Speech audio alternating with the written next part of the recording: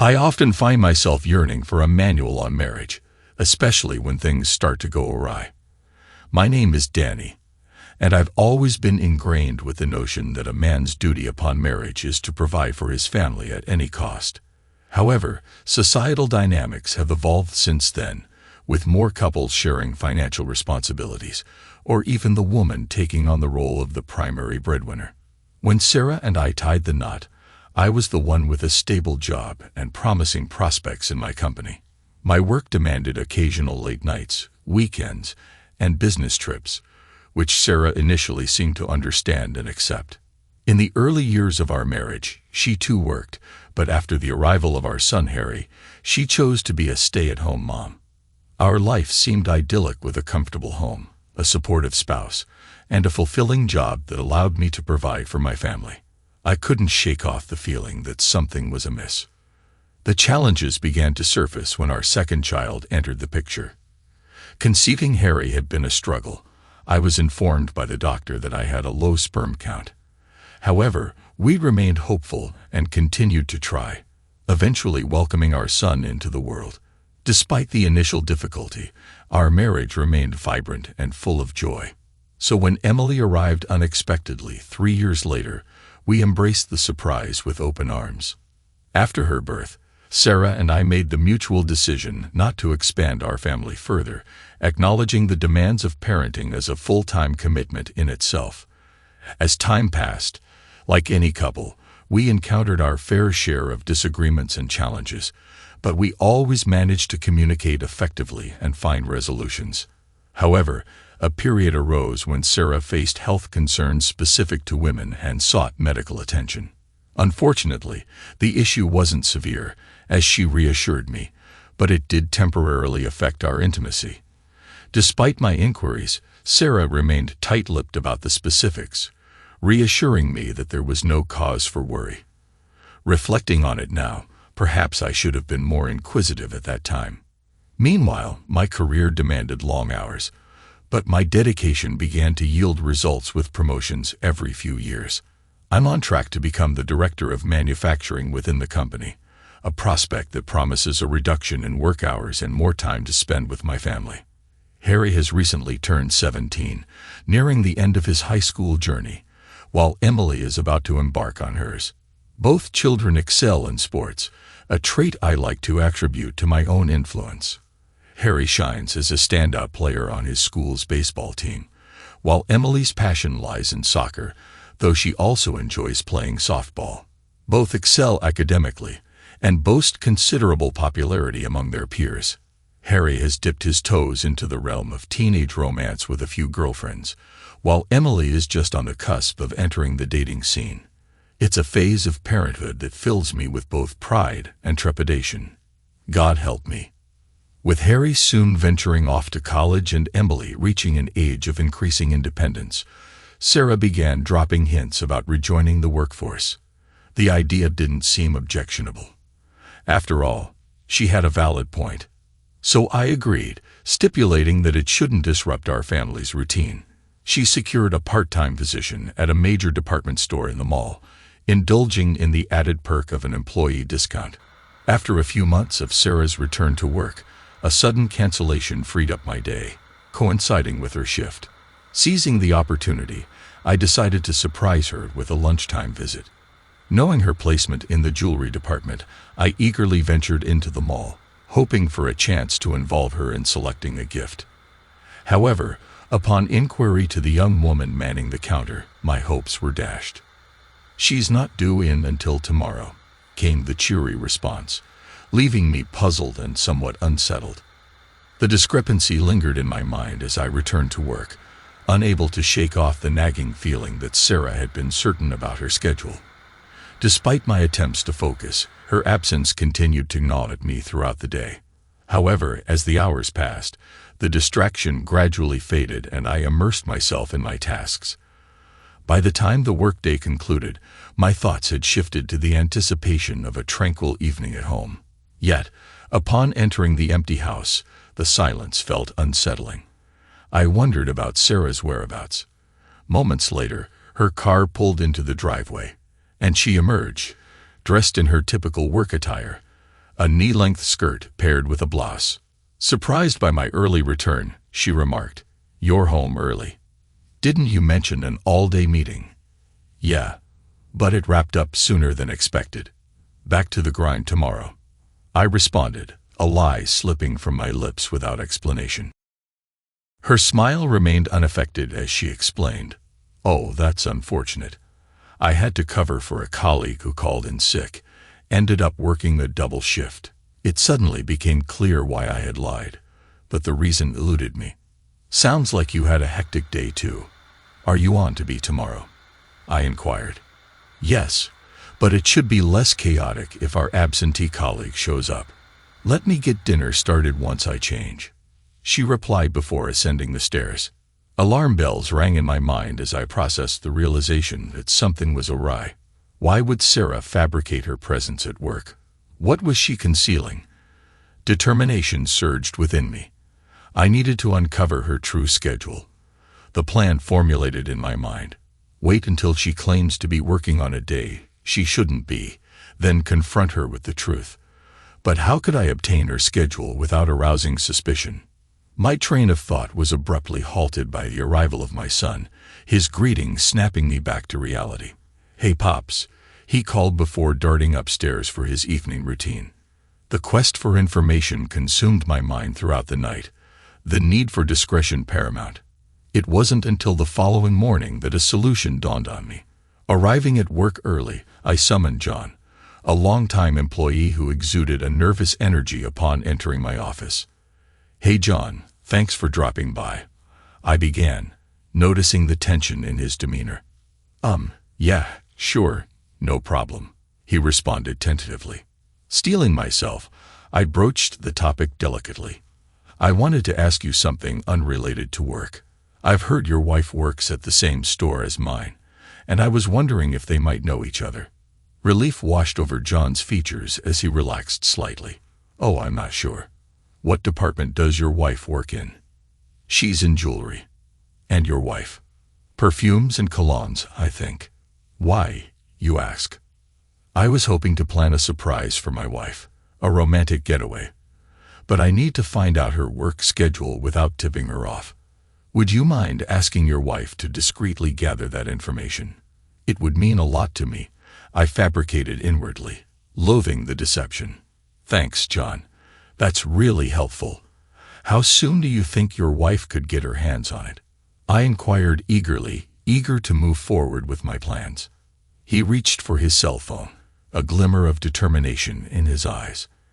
"I'll give her a call now. She's still at home and doesn't need to be at work until 8 a.m., he reassured me before dialing.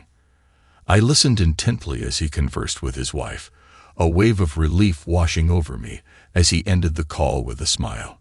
"She'll fax over the schedule for the month later this morning. Is that all right?" he confirmed. "Absolutely perfect. Thanks so much, John. And please convey my gratitude to your wife as well," I replied sincerely. An hour later, armed with my wife's work schedule, I couldn't help but notice the glaring disparity. She had been working significantly fewer hours than she had claimed, minus 10 to 12 per week as opposed to the 18 to 25 she had told me. My mind raced with apprehension, contemplating the potential reasons behind her deceit. However, I had little time to dwell on it as work demanded my attention. Throughout the day, my thoughts remained consumed by the mystery surrounding my wife's actions, leaving me unable to focus on my tasks. Following the final meeting, I retreated to my office, poring over her schedule and meticulously organizing the data into a spreadsheet on my phone. The need to unravel her activities consumed me, leading me to explore online options for tracking her movements. With a list of potential tools at hand, I opted for discretion, purchasing a prepaid debit card with cash to avoid leaving a paper trail. As I headed home, my mind buzzed with the anticipation of uncovering the truth. The following day I took action, ordering the necessary equipment and having them shipped discreetly to my office. With a few days before their arrival, I found myself wrestling with the impending reality of why I might uncover. Sitting at my desk, I compiled a list of potential explanations for my wife's deceptive behavior, with infidelity looming ominously at the forefront. The mere thought of betrayal sent shivers down my spine, challenging the foundation of our supposedly strong marriage. As the week progressed, the ordered items arrived at my workplace, serving as tangible reminders of the looming confrontation ahead. Among them were a tracking device for her car, compatible with my iPhone or iPad, as well as voice-activated recorders and covert cameras destined for our bedroom. Surveying the array of surveillance equipment left me with a bitter taste, a stark reminder of the distrust that now overshadowed our relationship. Despite my reluctance, doubt gnawed at me incessantly, urging me to uncover the truth, no matter how painful it might be. With a heavy heart, I resigned myself to the task at hand, preparing to invade my wife's privacy in a desperate search for answers. The following morning, fueled by a mix of apprehension and determination, I rose earlier than usual, surreptitiously installing the voice recorder and tracking device in her car. Once at work, I meticulously reviewed her schedule, identifying windows of opportunity for surveillance. Though she wasn't slated to work that day, I couldn't resist the urge to call and confirm her whereabouts, my heart pounding with anticipation and dread. I dialed my wife's number on the office phone, my heart pounding with a mixture of apprehension and resentment. "Hey, hon, just got into work, but I forgot to ask earlier, are you working today?" I inquired, my voice betraying a hint of skepticism. "Oh, yes I am, but I'll be home before you," she replied, her tone strained with falsity. "All right, just wanted to make sure. Have a good day at work. Love you." I managed to choke out the last words, the bitterness almost palpable. With the tracking device discreetly installed in her car, I knew I'd soon have answers. As she moved about, I would set up the spy cameras and additional voice recorders upon my return home, desperate to uncover any evidence of her betrayal. The mere thought of another man desecrating our bed filled me with a rage unlike any I had ever experienced. She would face consequences for her betrayal, not just toward me, but to her children as well. Throughout the morning, I kept a watchful eye on my iPad, awaiting the moment she left the house. Around 10 a.m., the tracker indicated her departure, signaling my cue to action. Crafting an excuse to leave the office, I informed my assistant that I needed to attend to personal matters and would return after lunch. Back at home, I meticulously placed the surveillance devices in her bedroom, ensuring optimal coverage while remaining undetected. With everything in position and tested, I checked the tracker on my iPod, discovering Sarah's location at the mall. Perhaps she did indeed have to work today. I contemplated surprising her, hoping for a shred of normalcy amidst the turmoil of suspicion and betrayal. As I pulled into the mall parking lot, my heart pounded with a mix of anticipation and dread. Spotting Sarah's car parked inconspicuously in the distant corner, away from her supposed workplace, sent a jolt of unease through me. Sensing something amiss, I quickly retrieved the new digital camera I had acquired and discreetly snapped a few photos for evidence. Navigating through the parking lot, I parked closer to the store and made my way to the jewelry department, my mind clouded with a storm of emotions from previous visits. "Hello, I was wondering if Sarah is working today," I inquired, struggling to maintain composure. "I'm sorry, sir, but she quit last week," she replied with a sympathetic smile. "She mentioned it was interfering with her family life. Can I assist you with anything else?" No, thank you," I muttered, my anger simmering beneath the surface. The revelation hit me like a freight train. Sarah's deceit ran deeper than I had ever imagined. How could she lie so effortlessly? Questions swirled in my mind, each one fueling the fire of betrayal burning within me. It dawned on me that this deception likely wasn't a recent development. How long had she been deceiving me, and with whom? Fueled by a newfound determination, I abandoned the idea of returning to work, opting instead to stake out her car from a discreet vantage point in the parking lot. I observed from a safe distance, ready to capture any incriminating evidence should the need arise. As the afternoon wore on, my patience wore thin until finally, around 2 p.m., another car pulled up beside hers. I watched with a mixture of anger and anguish as Sarah emerged from the passenger side, exchanging words and smiles with an unseen individual. Seizing the moment, I snapped several photos, taking note of the car's dealer plates, a clue that could potentially lead me to uncovering the truth behind her betrayal. As Sarah's car disappeared from view, presumably headed home, I sat in contemplative silence, grappling with the gravity of what I had just witnessed. Determined to uncover the truth, I resolved to drive by several nearby car dealerships in search of the mysterious vehicle. As I navigated the streets, the vibrant signs and flags of the dealerships promised savings and new models, but my focus was singular. I sought not a car, but the man who had infiltrated my marriage. Despite scanning several car lots, the elusive vehicle remained out of sight. Aware that drawing attention to myself could jeopardize any chance of catching them in the act, I remained in my car, strategizing my next move. It became apparent that mere sightings weren't enough. I needed concrete evidence of their affair, but the method eluded me. With a heavy heart, I shelved the problem temporarily, mindful of an impending 3-day business trip the following week. Returning home, I broached the subject with Sarah, concocting another lie to conceal my intentions. "Sorry, Han, but they've extended our trip for the whole week. I should be back by Saturday afternoon. I hope that won't be a problem for you," I fibbed, watching her reaction closely. "No, that should be fine," she replied with a smile that sent a chill down my spine. Aware of her potential plans with her lover, I retired to bed, feigning sleep while my mind raced with thoughts of resolution. The following morning, I pushed the issue to the recesses of my mind, focusing on the tasks at hand. As the week unfolded, consumed by work, the impending trip loomed closer. On the day of departure, my son offered to drive me to the airport, unaware of the turmoil brewing beneath the surface of our seemingly normal lives. I couldn't shake the sense that something weighed heavily on my son's mind. Sensing his unease, I gently prodded. "What's on your mind, slugger? You seem quieter than usual. Is everything all right?" His hesitation was palpable as he struggled to articulate his thoughts. Dad, I don't know how to say this, but I think you need to know. Mom, she's. His words faltered, and I offered a knowing prompt. "She's having an affair, right?" "Yes, I'm aware." "Is that what you wanted to tell me?" I interrupted, bracing myself for confirmation.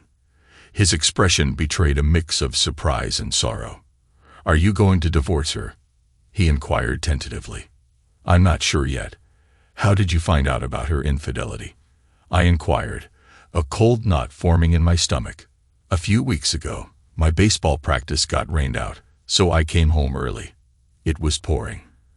And when I entered the house, they didn't hear me, but I heard them in your bedroom. I saw them together," he recounted, tears welling in his eyes. The fury that surged within me threatened to consume everything in its path. "Does Emily know?" I asked, my voice strained with concern. He shook his head. "No, I don't think so. And I'm not about to tell her. You know how she is," he replied, his resolve evident. "Good. I'm hoping to salvage our marriage and keep our family intact. Just try to act normal around your mom and sister. If you need to talk, don't hesitate to call me, all right?" I urged, a sense of determination settling over me. Arriving at the airport, I embraced my son tightly. "Stay strong, all right? Take care of Emily. And remember, I'm just a phone call away if you need me." With that, I joined my colleagues, checked in, and boarded our flight. We worked tirelessly to secure a significant deal with a new client, a culmination of days of meetings and negotiations. As we savored a late celebratory lunch on our final day, my phone erupted with a frantic call from Harry, shattering the temporary respite of our success. "Dad, you need to come home now." Harry's voice was urgent, filled with panic. "What's wrong? What happened?" My own panic began to rise. "It's Emily. She found out about Mom's affair. And, well, it wasn't pretty. You better get home." Harry's words rushed out. "Is she hurt? What happened?" I pressed, my heart pounding. Harry wouldn't divulge details. "Just get home soon, please," he urged. Excusing myself from the lunch meeting with my colleagues, I declared a family emergency and swiftly checked out of the hotel. Racing to the airport, I secured the next available flight home, every minute feeling like an eternity. Upon touchdown, Harry was there to meet me, his expression grave. "All right, what the hell happened? How did Emily find out about your mom's affair?" I demanded as we hurried through the airport. Harry met my gaze squarely, pretty much the same way I did, but she took matters into her own hands. Softball practice was canceled, so she came home early and caught them in bed together. The only difference is she grabbed a baseball bat and took a swing at his sorry ass. I stared at Harry in shock, unable to comprehend what I was hearing, but he grinned widely, a glint of satisfaction in his eyes. He won't be walking for a while, and I doubt he'll ever be able to sleep with women again. She what? My disbelief echoed in the air. It appears from Emily's account before the police intervened that they were engaged in intimate activities when she stumbled upon them. She was just as shocked and furious as I was, so she stormed off to her room, grabbed her softball bat, and proceeded to give this guy a beating. Once satisfied with her handiwork, she called 911, reporting a rapist attacking her mother and urging them to send both cops and paramedics. By the time I got home, the poor bastard was whimpering upstairs. When the cops arrived, they questioned Mom, Emily, and the guy, Martin. Emily stuck to her story, reasoning that since he wasn't her father, it must be rape, and she took what she believed to be appropriate action. Harry couldn't contain his grin. "This is serious, Harry," I admonished, though laughter threatened to bubble up inside me. Upon arriving home, I found Sarah sitting on the couch, looking distraught. I enveloped her in my arms, feigning concern. "It's all right, baby, it's all right. We'll get through this. I know it's been traumatic, but with some counseling, you'll be fine," I reassured her, suddenly playing into the narrative of the alleged assault to maintain her innocence in my eyes. She trembled, uttering a soft, "Oh God," before tears began to flow. Turning to Harry, I inquired about Emily's whereabouts. "She's still at the police station. I wasn't sure what to do," he confessed. I rose, pulling out my phone to contact our family lawyer. Briefing him on the situation, I requested a recommendation for legal representation, prompting him to arrange a meeting at the police station within the hour. Stepping aside with Harry, I spoke to him in hushed tones, shielding Sarah from our conversation. "I don't want your mother to know that we're aware of her affair. To us, Emily was defending against a rapist. Understand?" I emphasized to Harry. He nodded, his expression serious. "Got it. Stay here and comfort her. I'll go get Emily and bring her home," I instructed, steeling myself for the task ahead. At the police station, I conversed with the desk officer while awaiting the arrival of the lawyer. Once he appeared, we initiated the process to secure Emily's release. Martin had expressed a desire to press charges against her for assault. I inquired whether my wife intended to press charges against Martin for rape, but it seemed she wasn't pursuing legal action. In that moment, I realized the delicate position Sarah was in. If she didn't press charges, it would imply admission of the affair, potentially leading to Emily's incarceration. Conversely, if she did, Martin could expose the truth, resulting in similar consequences for Emily. It was a painful realization, solidifying the end of our marriage.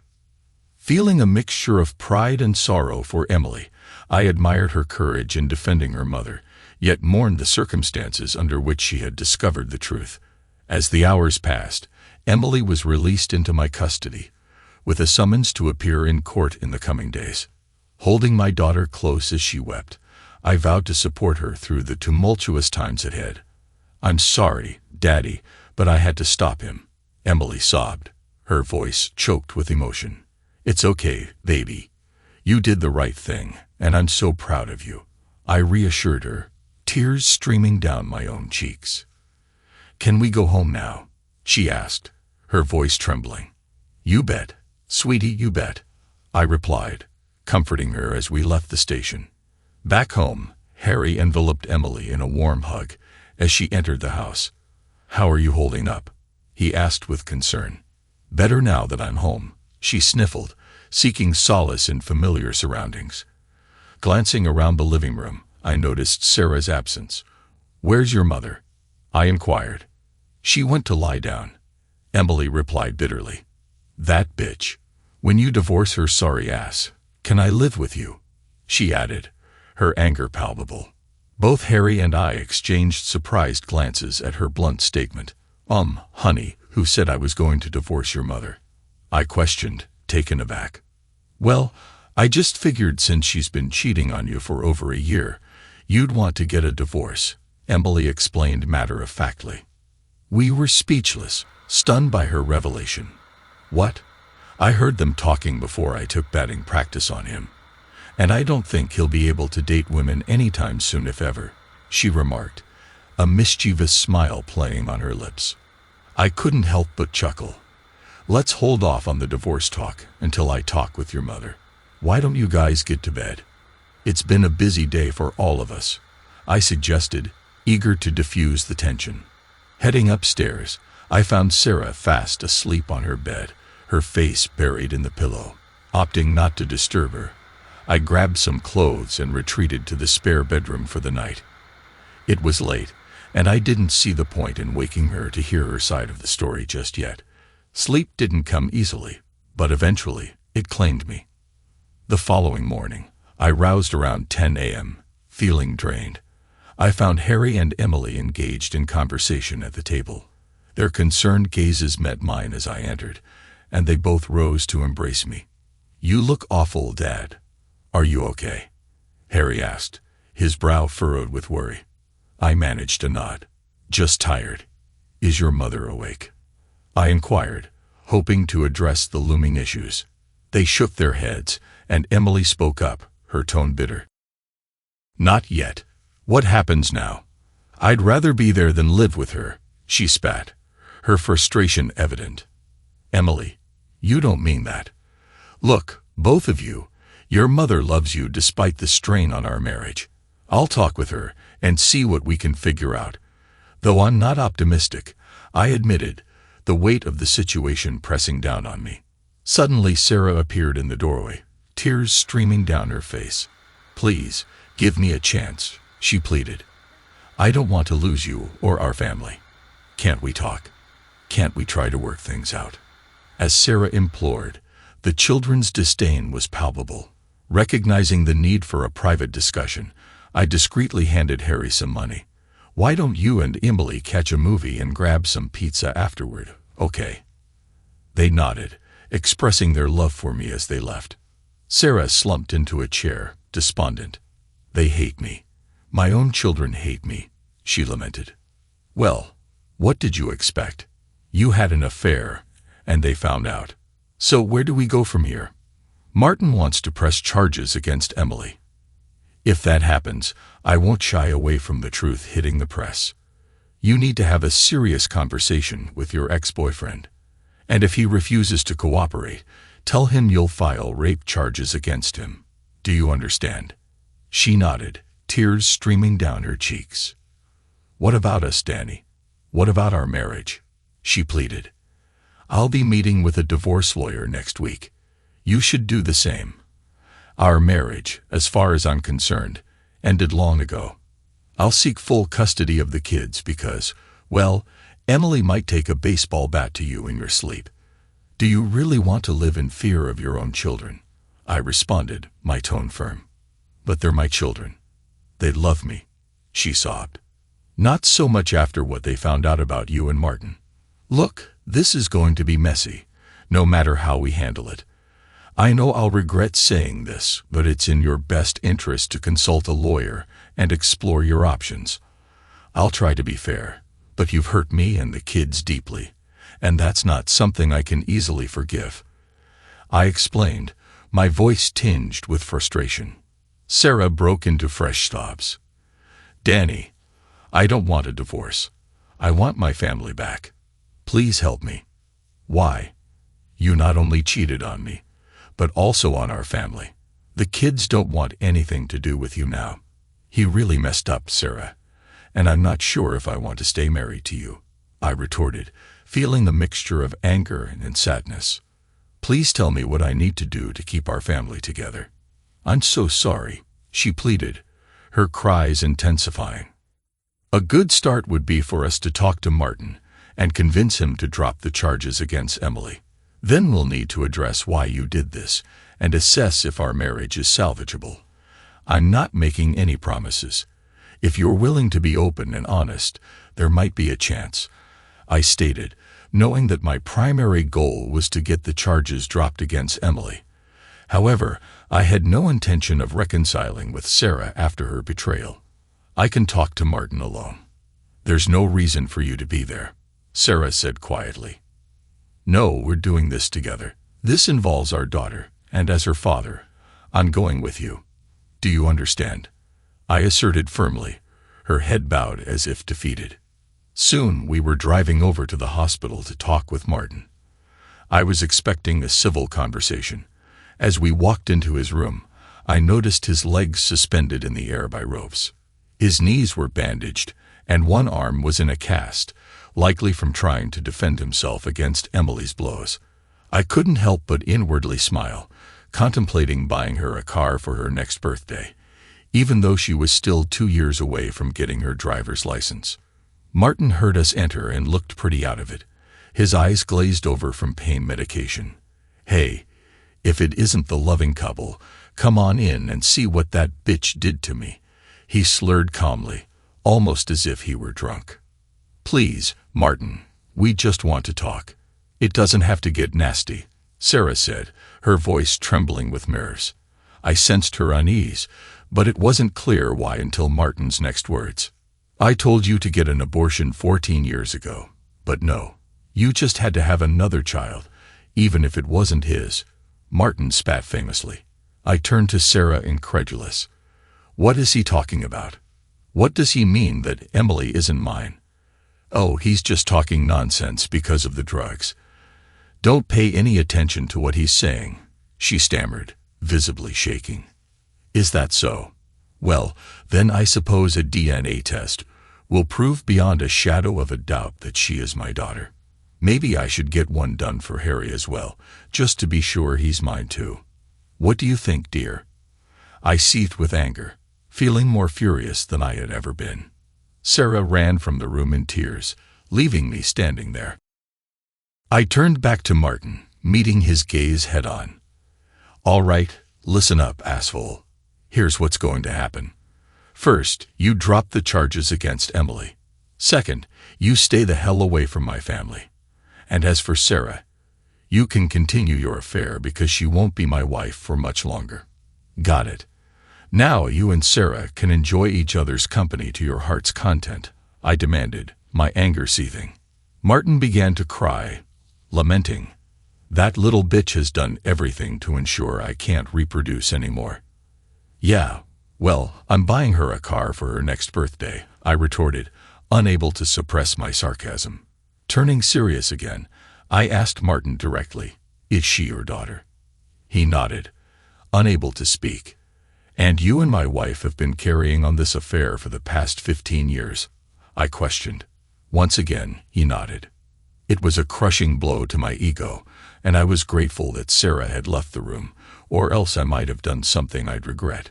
Sinking into a chair, I stared blankly into space, grappling with the realization of how blind I had been. It struck me then, the medical issues Sarah had experienced years ago, the ones she never fully explained to me. A chilling thought crossed my mind as I looked back at Martin. That medical problem she had a few years ago, was it another pregnancy that she terminated? He nodded solemnly. I warned her that if she didn't get an abortion, I'd tell you that neither Emily nor the last one were yours. I buried my head in my hands and wept bitterly.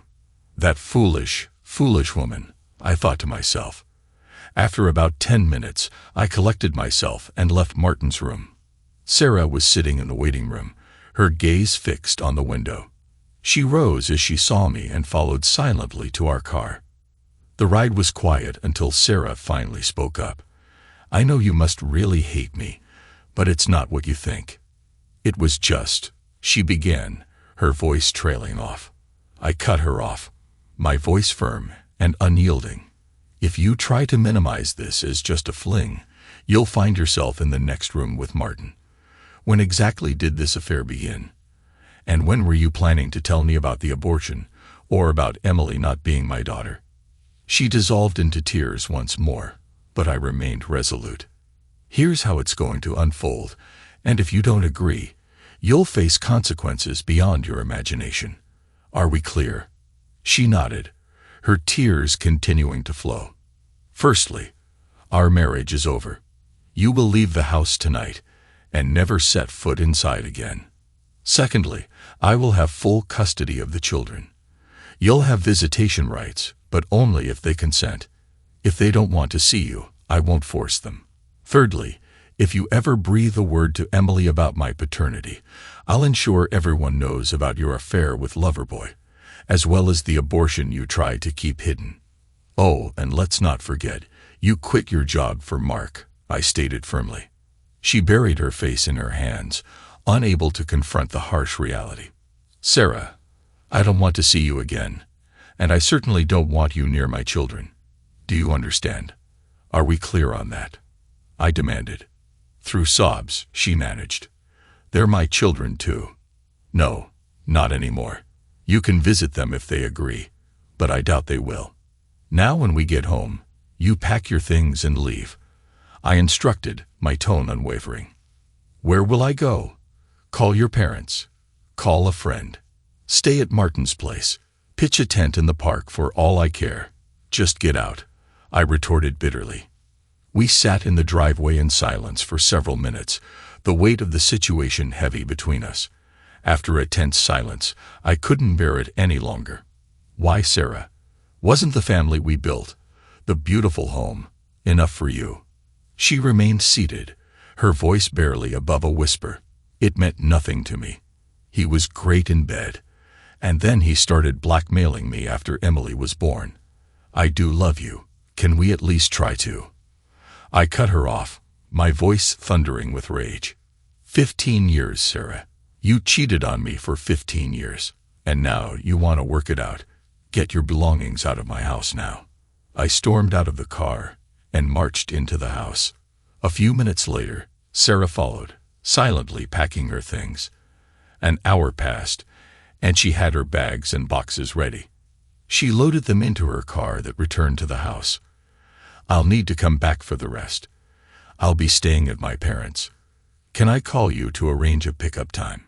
She asked softly. I nodded curtly. You've destroyed something good, Sarah. I hope you realize that. Without a word, she left. About 2 hours later, the kids returned, surveying the changed atmosphere. Where's Mom? She doesn't live here anymore. I told her I'd get custody of you too, and she could have visitation if you agreed to it. I'm sorry, but our marriage was beyond saving, I explained. Emily approached me and hugged me tightly. Thank you, Dad. We love you. Are you okay? Harry asked, concern etched on his face. Not really, but I will be with you too by my side, I replied, pulling them close. 8 years later, and I managed to move forward from the turmoil Sarah had brought upon our family. The kids wanted little to do with her, allowing only brief visits every other weekend, often filled with scheduled activities or games. Despite my efforts to encourage more contact, once Harry turned 18, he firmly asserted that Sarah was no longer his mother, delivering a blow that echoed Emily's sentiments.